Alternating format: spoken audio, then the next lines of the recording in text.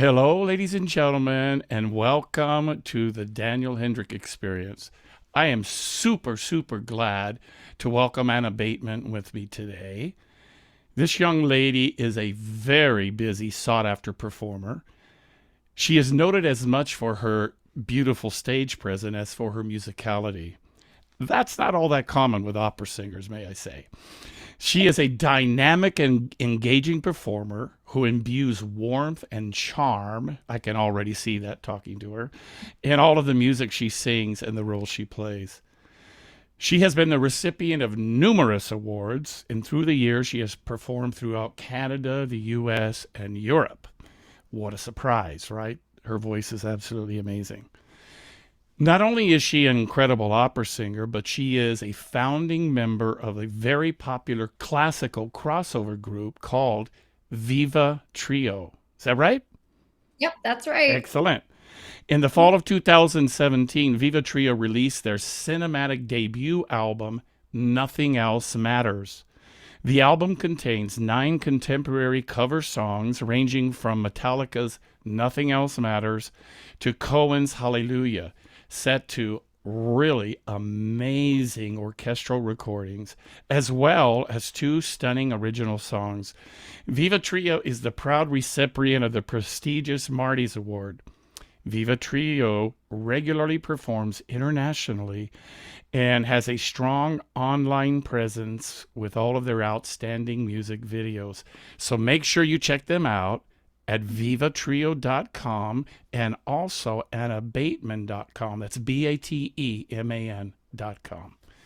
All right, ladies and gentlemen, here she is, the incredibly talented Anna Bateman. Welcome, young lady. Hello. Thank you so much for having me. What a delight it is to be here. My pleasure. My good friend John Keys, who was the very first ever on the show, Yes, John is wonderful. after he did the show, he's like, "This is so much fun. I have just the perfect person for you." And Oh, he got in touch with, he was so excited. And he said, you've got to chat with my friend. And, he sent me a few of your phenomenal singing links. And I think I sent back like a jaw drop emoji for your oh, voice. And he said, and it's an original. I was like, how is this possible? So yeah, I was, of course, so super honored that you asked me to be on, and yeah, delighted to be here today. wonderful. Well, thank you. Thank you for that. I'm blessed that John sent you my way. Can you kind of just start us off with your journey into becoming a singer and performer? Yeah, sure. So I came from a musical family, however, not classically trained. So Okay. my family very much sort of dabbled in this and that. My mother was in musical theater in the West End in England, actually, and so she was legit herself. And so I grew up, of course, looking up to her and thought that it was just wonderful and saw this as this is what I want to do. And so right from day one, I was always singing everywhere I went. But I didn't start my professional training until what is actually quite a bit later for most opera singers. I started when I was 18 years old.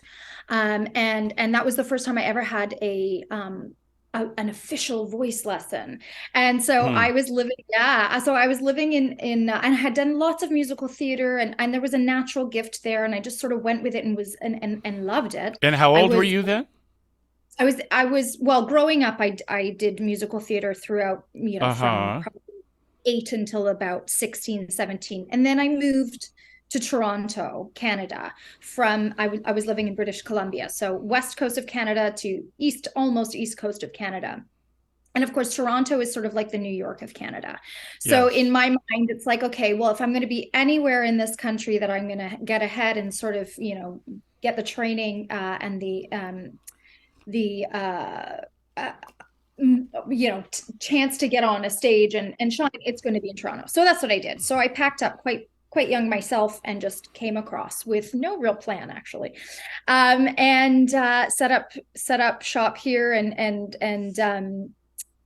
got my own place and started working. Of course, I didn't come from a very affluent background, which is kind of tricky when you're a young artist Hmm. and needing lots of voice lessons to play catch up starting at age 18.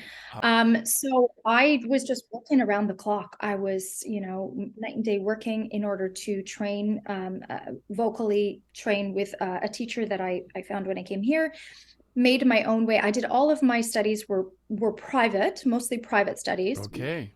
Did do some Royal Conservatory of Music Hmm. here in Toronto, and then I did training programs abroad. So I sort of got a mishmash of different.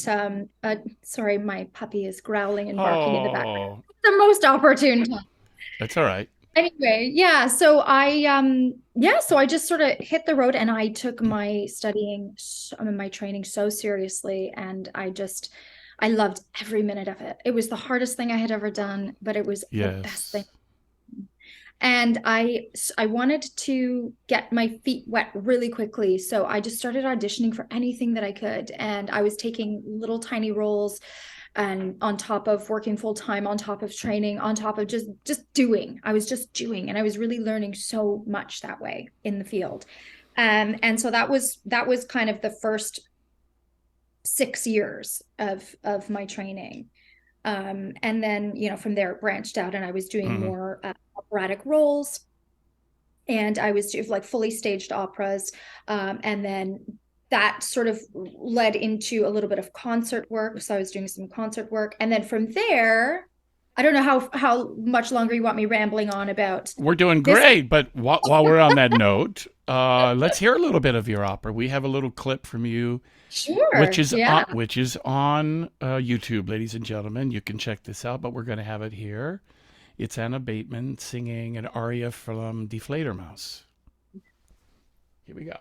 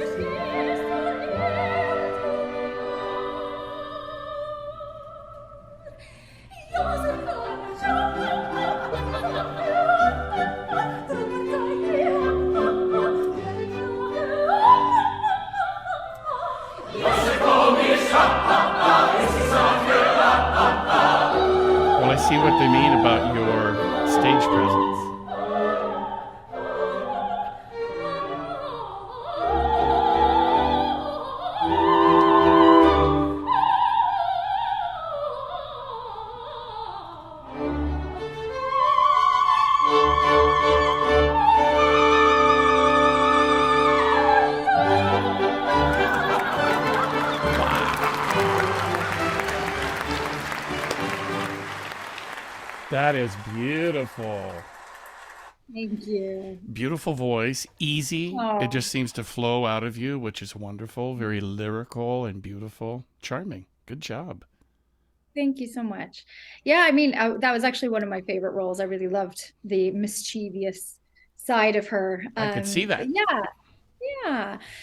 So yeah, that was a good 10 years back now, I think, that I sang that. And it was one of the last, I mean, I've done a few since then roles, but I really started to transition into the more classical crossover um, about 10 years ago. And that was a challenging time. I was having a hard time in the classical world.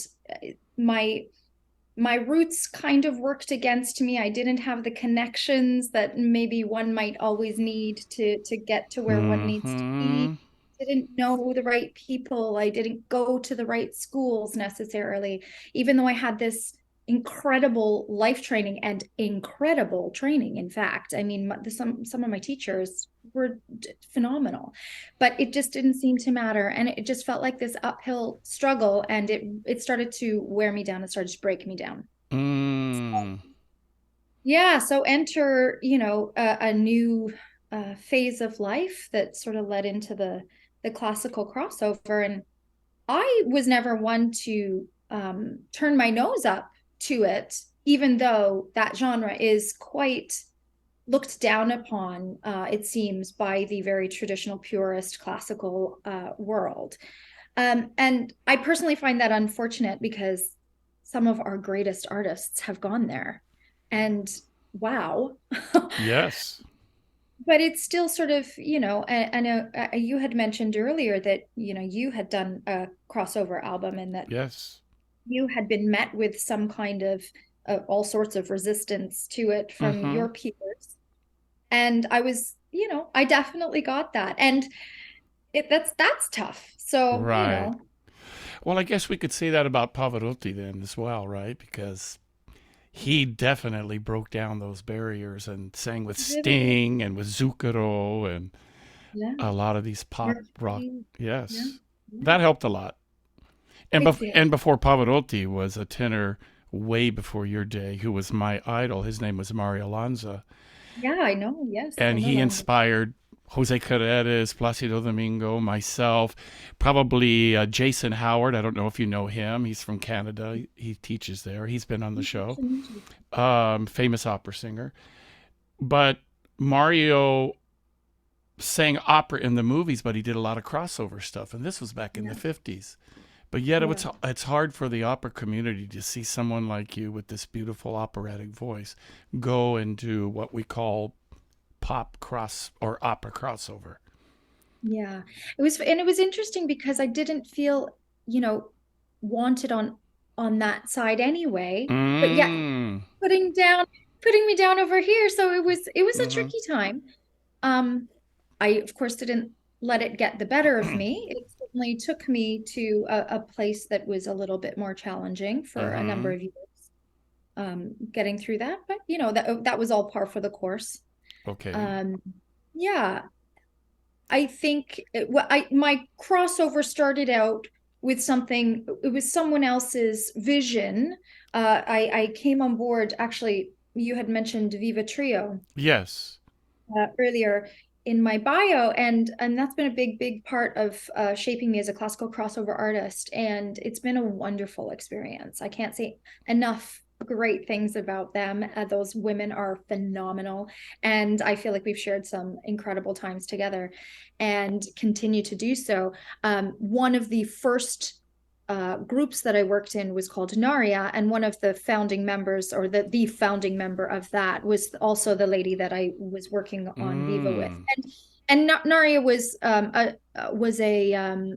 definitely more pop than classical, and I think Okay. that maybe was, a bit more of a reason why it was people were perhaps looking down their nose a little bit at it, and that's okay. And ultimately, it wasn't where I wanted to be either. And so that's when that beautiful shift and morphing happened into the Viva Trio. We decided to go a little bit more classical, crossover. We're using the live orchestras for all of our recordings. We had the Wow. Macedonian Symphony Orchestra for our Nothing Else Matters album. Mm. So we recorded that. It was just amazing. So legitimate, and these were the most incredible musicians to work with, and it was just a really high caliber. So I really felt like we turned something around, and we kind of we elevated it to a different level. And I hope that it's now recognized as something worth talking about, not just, oh, it's classical crossover. So Right. yeah. Would you say, or do you feel that maybe the Andrea Bocelli thing and the Il Divo thing uh, kind of influenced you guys a little bit, or did you just Yeah, definitely. okay? Yeah, definitely. I mean, so many influences along the way. I mean, Mm-hmm. a lot of male and the tenors. I don't know if you've heard of the tenors. They're from Canada. Yes. They're a crossover, an amazing group of men. We were influenced by a lot of people, but mostly men, funnily enough. And one of our things was we really wanted to put female a powerful female trio or group out there, Mm-hmm. that was sort of also holding up our side. We felt like Yes. there was a bit of an imbalance in the market and on the, artistically. And so we really wanted to rise to that. And I mean, I hope we have done so. I feel we have. So yeah, but they definitely were.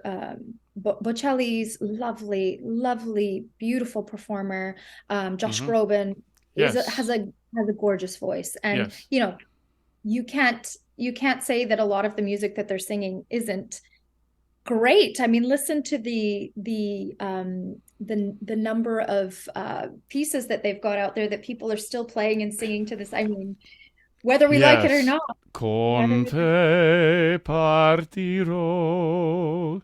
Example, what a hit that's been played virtually in every Italian restaurant around the world yeah. forever. And at every wedding and funeral, and Yes. yeah, exactly. And part of the beauty of that is I'm not a big fan of saying, well, it's accessible, Mm-hmm. because all of it is accessible. But there's Now. something about that genre that is sort of almost a gateway into classical, Mm-hmm. as well. So for possibly people who have never, and a lot of North American people haven't been exposed to classical music very much in their life, unfortunately.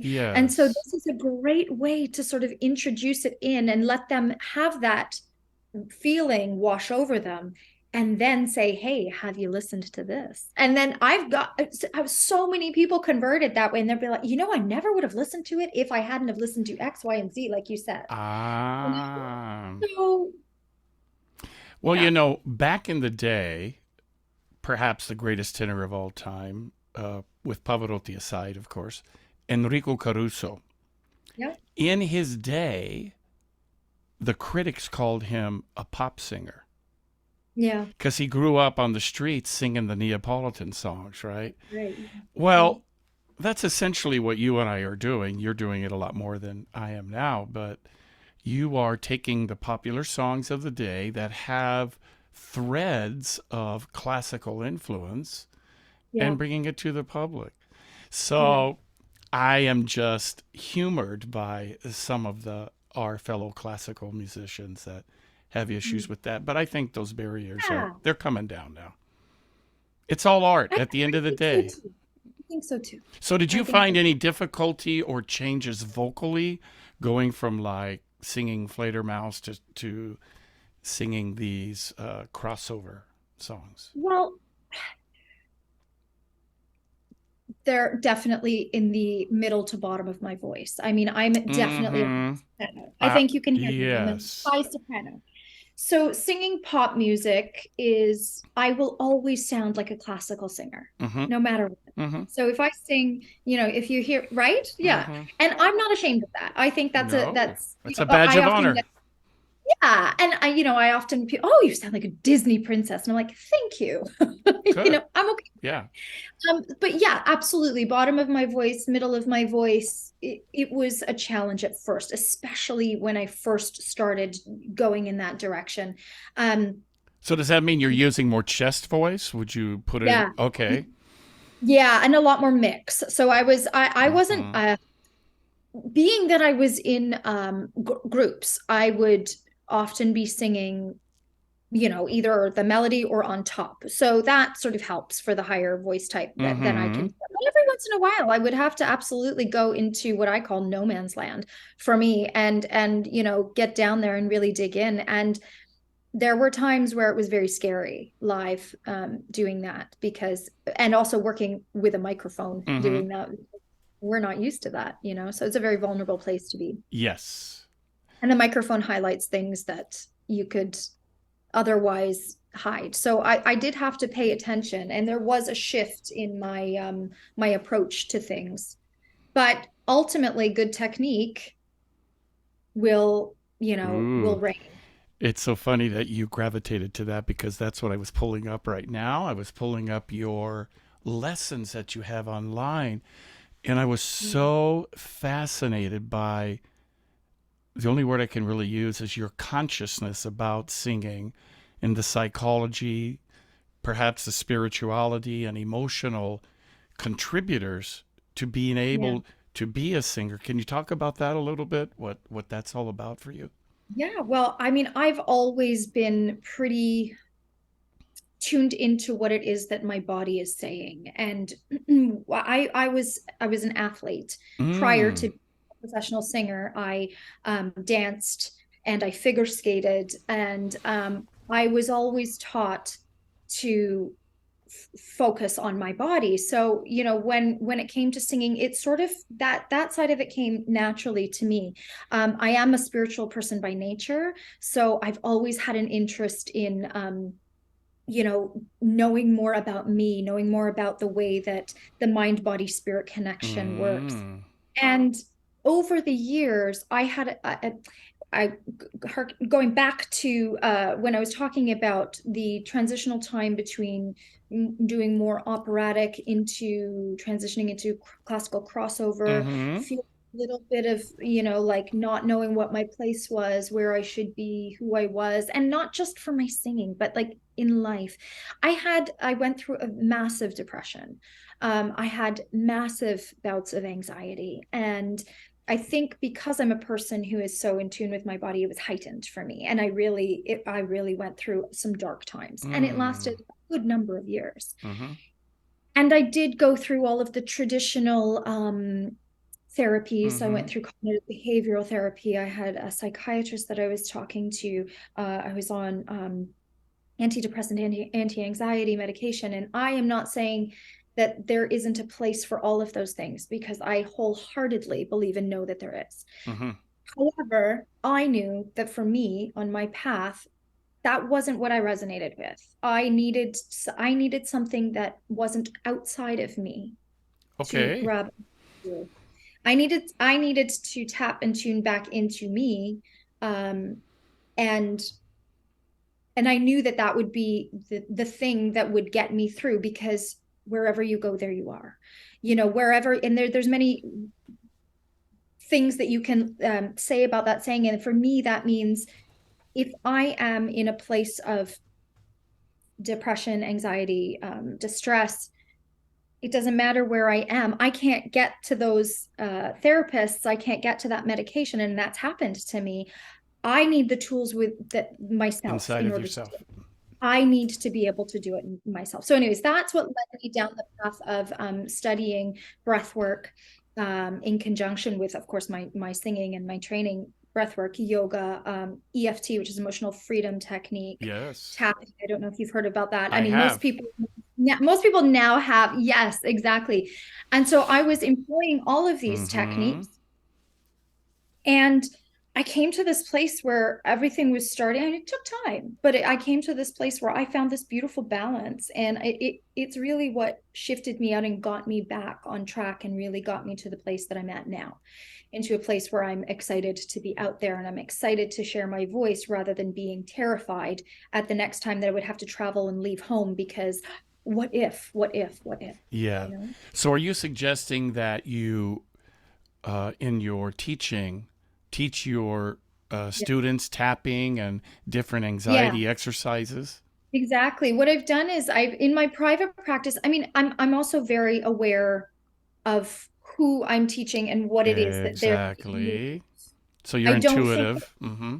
yeah, I don't think that that's for everybody, and I'm okay with that. That's totally fine. However, when someone starts to show interest in it, it is available to them. And I have put together this program called, well, it's under the Sensationally brand that I've put together. And can you And slow that down so people can yes, really hear what that is again? yes, it's called Sensationally. Okay, .com. Yes, sensationally.com. Yes. And Excellent. under that, yeah, and under that, I've created this program, the MVP program, which is the mindfulness voice Ha practice. ha. Clever Yeah. young lady. Very clever. Love Right. that. Well, And and it's it true. draws from my yeah, and it draws from my years of athletic training as well, because there's a lot of Mm. that goes into it that I don't know about you in your training, but I didn't get a ton of um guidance or advice or expertise on the mental preparation for any role or the mental preparation for any tour that you're going on, or the mental prep before you step on stage. It was always about, yes, get your role ready and all of that, but I didn't have the emotional mental workup. So for me, I Mm-hmm. thought but I had that with my athletic training. So I thought the Yes, two marry together so beautifully. absolutely. Just makes sense. So I came up with totally via my own sort of trial and error of what was working for me, and I put this together, and that's what I'm offering in Sensationally. So yeah, Wonderful. As I was thank telling you. you before the show, you and I have so much in common there because now that I'm a retired opera singer, I prepare, for instance, high schoolers when they're going to college.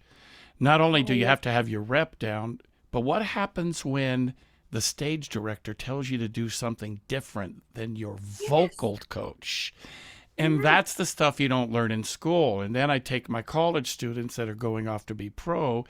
This is what's going to happen. What are you going to do when the director hits on you? yeah, Or the general director of an opera company hits on you? These are the tools that, these are some ways that you can manage that without alienating people. that's amazing. That's amazing And that you're so, doing and that is both the, high school and college as well. yeah, Wayne And Dyer wrote a book called The Power of Your Intention. And so I train my peeps. You got to think about this stuff before you get in the environment, yeah, and then have an answer on how you're going yeah, to handle it. And it makes life a lot easier. So in my life, which I'm going to send you a copy of my book, I experienced a lot of different things like that. yeah, And I think I'm so impressed by what you're doing, and I encourage everybody go check out her singing lessons because thank it you. sounds like from the way you're framing it that you're helping the whole person be prepared Yeah, for what's coming. Vocal technique is just a part of that. Of course, it's the biggest part, but it is. if your mind and spirit and body are not in the right place, no matter how good of a singer you are, you're going to collapse.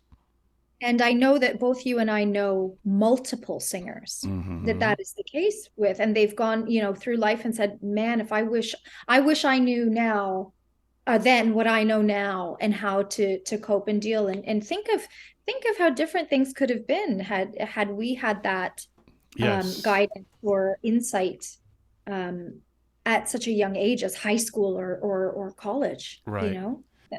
All right, ladies and gentlemen, so we're going to hear the entire song of Winter Spirits. Do you want to tell us real quickly what this is? Yeah. Yes, Winter Spirits is actually off our latest release that we've released this year. It's called Winter Legends. Mm-hmm.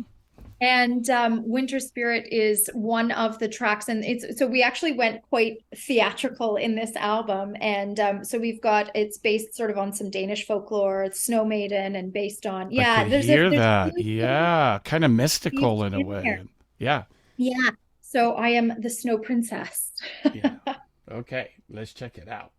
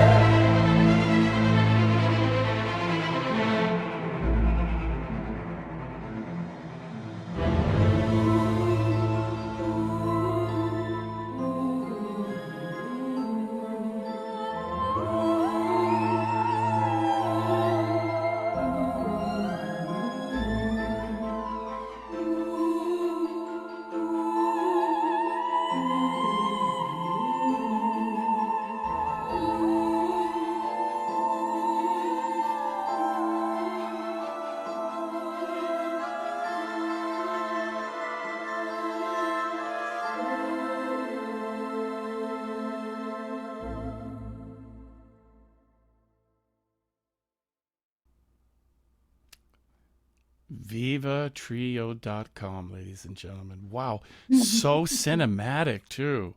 Yeah, You, we really went quite cinematic in this that one. is It's wonderful. What a creative mind you have, and just the courage to break the yeah. shackles of a linear career, and being willing to go outside of that, Oh, thank One you. um years ago, or maybe 15 years ago, I got approached by a rock musician in Italy, and he had heard my crossover album that I told Yeah. you about. He said, "Hey man, would you be willing to do to write with me a rock opera ballet?" Oh, awesome. So he did, Rock opera ballet. and he did Wow. the tracks, right, minus the melody. So I wrote all of Yeah. the melodies, I wrote all of the lyrics, and sang the whole thing and recorded Wow. it. And they toured all over Italy with this thing. That's It was great. called Dreamers, and his name was Alberto Massoni. Oh, okay. And what an experience that was once again. But if I hadn't had the courage, like you, to cross over, I would have never had that opportunity, too. So the universe, I believe, when you step forward and you show that you are willing to, as I say, break the shackles of linear thinking about your career and your own identity, things just start to. I mean, look at this podcast. Who the hell would have thought I'd be doing this last It's year? So great. It's great. I love that you're doing this. thank you. So Yeah. tell me some more. Tell me some more goodies about your life and what's in the future for you. Well, we've got the release actually this album that you're seeing the Winter Spirits. This is being released towards the end of 2023 officially. So Okay. we've had some tracks um we've had some tracks drop prior, but the official release is in October, Mm-hmm. early November, end of October, early November.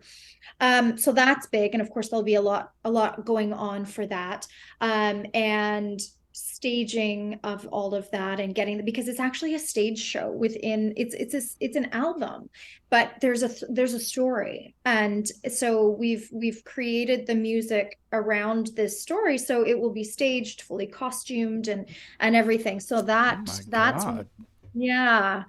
And other than that, I've so much of my time has been happily spent on Singsationally. I am so fortunate to have a partner, finally have a partner who is so supportive, and he's just right there beside me through all of this, and he's filming and editing and being my number one fan behind all this. So we've been working as a very close team, Hmm. putting this all together, and it's just been such a joy and just a ton of work, but it's great because most of the Singsationally is going to be it's a hybrid online, so we've got a massive amount, bank of online material, and then that will be combined with uh, in person and live. So yeah, it's been a lot. Oh It's my great. God, you're amazing. Love it. Love it. Wow, that is so beautiful. So, if you were to go back in time and talk to yourself at 18 years old, what would you wish that young woman knew that she didn't know at 18?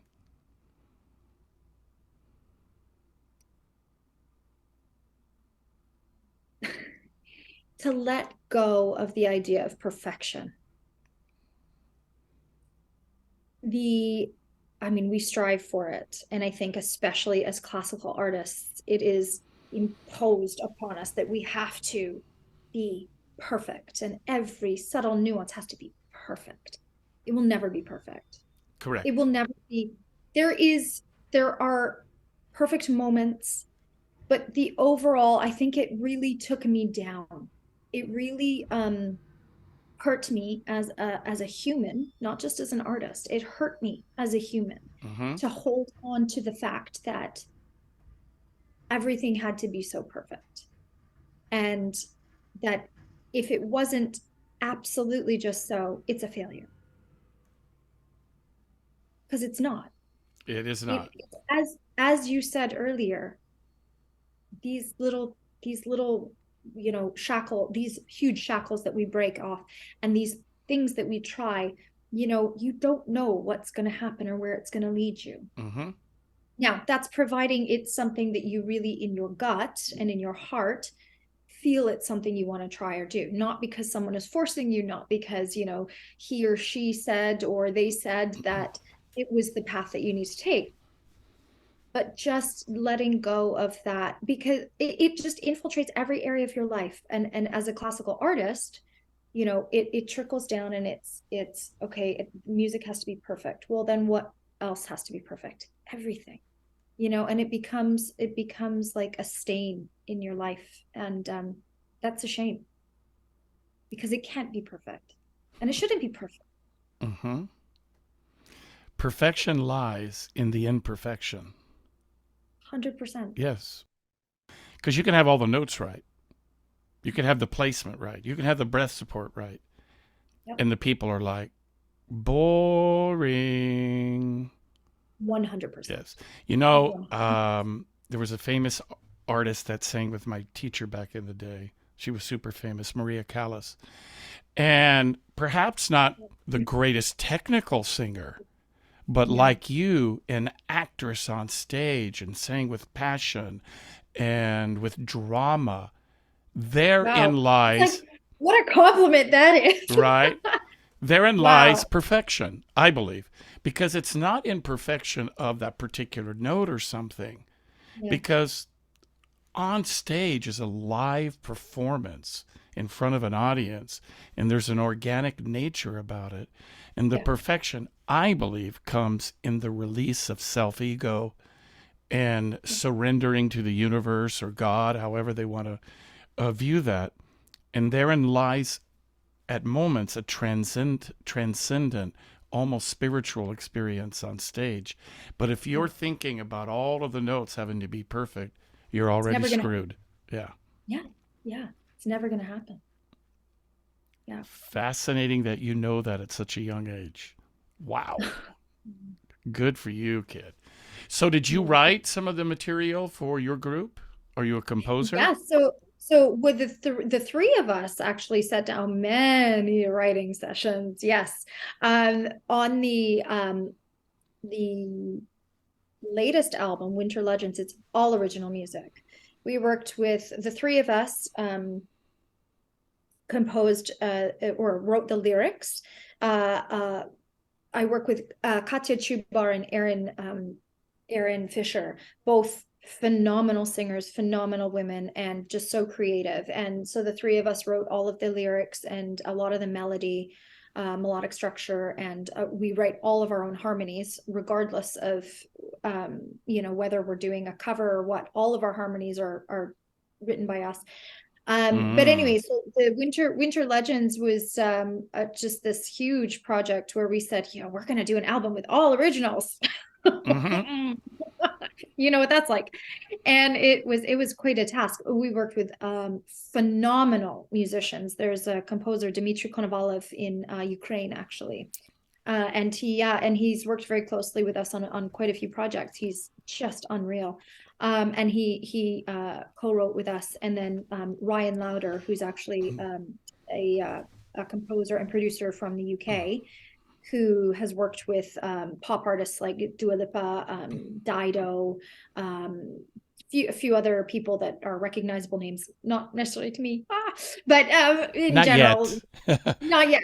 It's coming. But well, and yeah, so he wrote a few of our two songs on there, and he's great. And we brought him in for that more like contemporary, um, you Yeah. know, pop vibe on it. So there's quite a mix. How Yeah. wonderful. Thank So, you. if there's some youngsters out there that want to follow in your footsteps, what would you suggest that they do?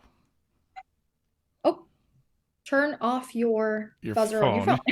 phone when you're in an interview. It's number one. Sorry about that. Wow. My goodness. What are a couple of the do's and a couple of the don'ts, maybe? Really keep your people who you trust close, especially as a young person, because it's very, very scary when you're first getting your feet wet out there to not have a support system. And I found that there were a lot of voices that spoke at me, and I took their word as God, and really what it was their own interest, best interest. Mm-hmm. So keep your support system close, Mm-hmm. uh, those that you trust close. Um, don't forget to train that. If it's vocal voice that you're going for, don't forget to properly train. Don't only just I hear a lot of students now saying, oh, I got a lesson on YouTube, or I got no, don't just you Mm-hmm. sure. I think that there's play, or TikTok or whatever. I think that there's a place for that. I Yes. do. I think that that has opened up, a world of things to people that they would never have had access Sure. to, which is awesome. But don't not do the nitty gritty. Do the nitty gritty. Get that technique, because it will take you everywhere. You'll be able to sing anything then, any Yes. genre. It doesn't mean Mm-hmm. if you train classically that you only have to, case in point, you and I, that you only have to sing as an opera singer or a classical singer. So technique, those, yeah, I think keep your people close and really take your training seriously. There you go. Excellent. Yeah. That is great advice. Well, Yeah. thank you for that. So, once again, if you could, kind of wrapping all of this stuff up, tell everybody where they can find you for your various websites and Yeah, there's a few, activities. right? My main performer website is annabateman.com. So it's just my name.com. That has been a little dormant lately because I've been busy with vivatrio.com Mm-hmm. and singsationally. So it's like singsationally.com. And that's the for the vocal lessons, which is Yes, and which is that's right. For the mind, body, spirit, and vocal speaking of practice. that, mind, body, spirit, tapping, the Yeah. yogas. Do you know about EMDR as well? No. Then I'm going to Mm. send you some links about that. And it's really Oh, what I use a lot in my teaching. EMDR is bilateral function of the brain. And ooh. so they use it now for like soldiers that have PTSD. And it's the Ah. rapid eye movement thing where it's sort of like the old school hypnotist where you see the thing Yeah. going back and forth and then you bring up that emotion, whatever that trauma is, and the EMDR actually goes in your brain and takes that Oh, trauma wow. and then like erases it. So what I do with my students is, you ever play that game where let me see if you can see my hands here, where you're hitting Yeah. the hands of. So Yeah. I was doing that for years, and I don't know why. I just intuitively did that with my students when they were afraid of a high note, let's say. And I would make them do this exercise while they're going to the high note, and all of a sudden they could sing the high note because now it's Yes. blocking that fear center in your brain. Yes. Yes. And so I have a friend, Sarah Gilman, who's one of the EMDR chiefs, and she's in San Diego. And she had one of my students I sent to her. She said, well, can I see this thing that you're doing that she's talking about? And so we were doing it in the lesson. She said, well, that's EMDR. And I'm like, what the F is EMDR? Well, then that began my study of the neuroscience and how the brain, how we block ourselves, which is right down your alley. So I just thought I would pass That's that on to you. fascinating. And I can absolutely 100% see how that would work Yes, immediately. Yeah, yes, that's yes. phenomenal. Oh, I love that. Yeah. Perception. It's changing your Yeah, exactly. perception. And for people with PTSD, I mean, I'm oversimplifying it, but what it literally does is it goes into that part of your brain where the injury is, the trauma, Mhm. and it Mhm. erases the traumatic effect. It doesn't mean that you don't remember it. Right. It's just the trauma of the memory is Right. is erased. I'll give Right. you So an whatever stain it's kind of left on your life, yes. or And so for singers, we have that maybe just a fear of auditions or something, yeah. whatever that Yeah. thing might be. So anyhow, I'll Yeah. send you some links about it. And I would love to. Yeah, I would love that. That it's would be great. it That sounds sounds so cool. Yeah, in Very up my alley. I love that. Yeah.